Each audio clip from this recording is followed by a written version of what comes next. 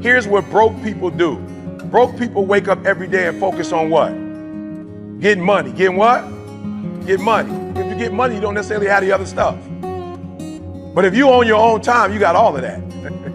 If you own your own time, you can't own your own time without having all the other stuff. So that's why we're gonna shift our focus. Broke people wake up and how much money do I need money. You don't need money when you're creative. You don't need money when you're creative. You need money when you're broke. When you're creative, you don't need money. Why? Because you can wake up and create something that can make you $10 million. If you're creative, so you're spending so much of your time trying to make money that you're not focusing on what you're supposed to focus on. So, what idea are you sitting on? Write your ideas down. And then, once you get that idea, take the leap. Take the leap. See, it's out here in the universe. If you don't take the plunge, I guarantee you, somebody else will. Take the plunge. Go into action. And ladies and gentlemen, you will be surprised at how things will come together. You'll be surprised. Now, you're going to have some difficult challenges. I can tell you that now. Be aware of that. Things are not going to work out exactly right. For a time, they will, sometimes. And that's when life is just playing a game with you. I want you to feel good and relax. But ladies and gentlemen, go into action with your dream. And don't avoid where the fights are. Get in the midst of the fight.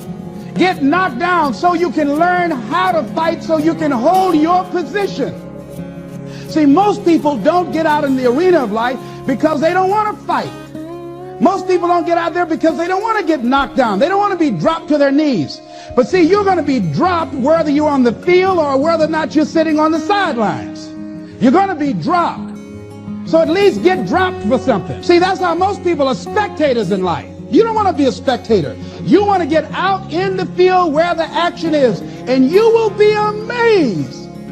After the struggle, there will be a calm period and things will begin to click for you. And here's what, give me a scrap sheet of paper and let's really write out, what would it look like? You know what I'm saying? What would my life look like if I was really in the 1%? What would it look like? And again, that's why I said be careful, because you can start getting on the internet and you can start making it look like something that it's not.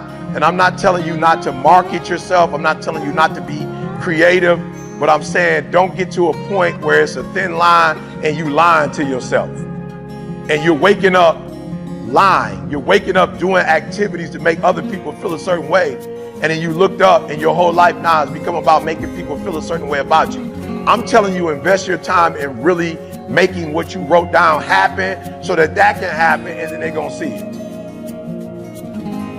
There are those of you in this room, please don't buy another pair of shoes to impress somebody that don't really like you. Please don't buy another piece of accessory for somebody that don't like you. Please don't buy another car to get people to affirm you that don't really care about you. Can we make a vow to make the rest of your life about you and your family, and don't buy nothing else for nobody else? Don't go get yourself in debt. Don't go buy nothing else. Don't get nothing enlarged for somebody who won't really care about you. I'm just being real. Like, you're doing all of that for somebody to affirm you when at the end of the day, they still ain't gonna affirm you over the stuff. They still only gonna love you for real because of who you are. So can we get to a point where we can just live an authentic life? Because when C talked about the superpower, that's what the superpower is. When he said, know your superpower, at the end of the day, your superpower is when you are your authentic self. That's your superpower, is when you're you. If I'm going to be like anybody else, it's not going to work.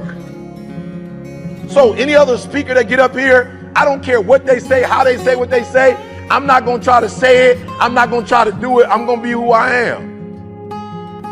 And at the end of the day, if you are your authentic self, that's the 1%.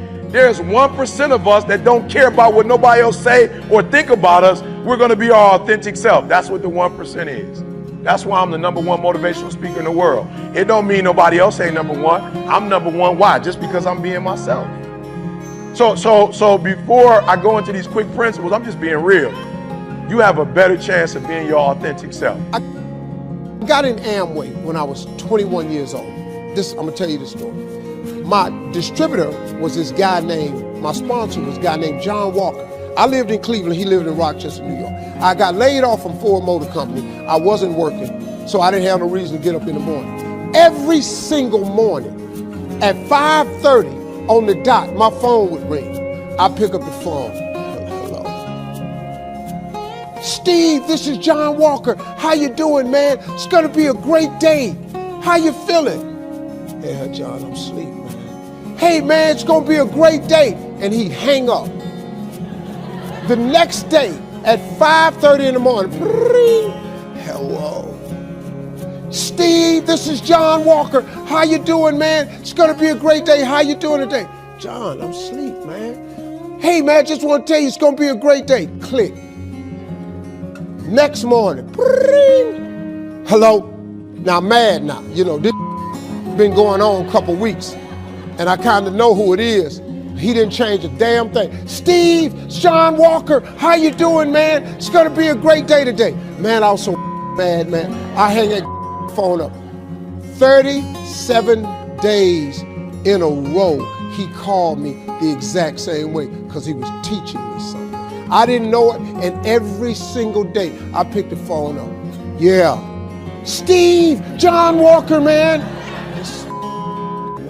Yeah, John, yeah, it's gonna be a great day, click. And then one day, the 38th day, he told me how many days it was, he kept record. He picked up the phone, I said, hello? He said, hey, Steve, it's John Walker. I said, yeah, man. He said, man, can I ask you something? I said, yeah, John. He said, why do you answer the phone like that in the morning? I said, what are you talking about? He said, every time I call you, I've called you 37 days in a row, and you keep answering the phone like something's wrong. I said, hey, man, I got laid off. I'm getting unemployment. You know, I ain't got to get up early, man. I said, what's up? He said, I'm really disappointed in you, man. He said, man, when you gonna change your attitude? I said, ain't nothing wrong with my attitude. He said, yeah, it is. He said, when you wake up in the morning, man, you got a bad attitude, which pretty much explains why you've been having a lot of bad days. And he said, man, I hate that about you, man, because you're such a cool dude. You got so much potential. He said, man, I'm sorry to bother you. And he hung the phone up. Man, let me tell you something. That cut me so deep, man. Because, you know, I don't like nobody thinking I'm something, but I'm acting like I ain't. That you don't even understand what they did to me. So the next morning, I thought about this all day. I said, man, this dude, he been playing me for 37 days. Been calling me. Next morning, I'm damn near sitting up in the bed when this.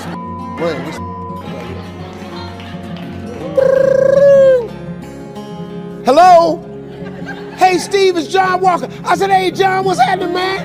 What's going on with you, baby? I said, it's Steve Harvey, man. He said, Steve, how's it going? I said, man, I'm having a great day, man. I'm having a great day, John, man. You don't believe it, man. I got some great stuff gonna be happening. He said, man, you my man. Click, and he hung up. And I wanted him to ask me what had happened, but he never did. Then one day he called me, he said, hey, man, you're gonna be sheer greatness because you've learned how to wake up. 21 years later, 22, I got a gig in Chicago on the radio. You know what I was? The morning drive guy. You know what I've been doing since 1991? Every single morning, I'm in 112 cities. I talk to 9.5 million people every week.